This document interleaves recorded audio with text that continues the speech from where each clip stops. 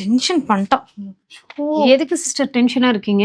அங்க ஒருத்தி இருக்கா பாத்தீங்களா, அவ நம்ம போட்டிருக்க அதே Dress தான் வேணும்னு சொல்லி நான் டார்ச்சர் பண்ணி தேடி எடுத்து குடுக்கறதுக்குள்ள என்ன ஒரு வழி பண்ணிட்டா. யாருங்க அது? அங்க ஒருத்தி இருக்கா, வருவா அவ. பார்க்க தானே போறீங்க. சரி விடுங்க, வரப்ப பாத்துக்கலாம். இந்த ட்ரெஸ்ஸை பத்தி எக்ஸ்பிளைன் பண்ணுங்க.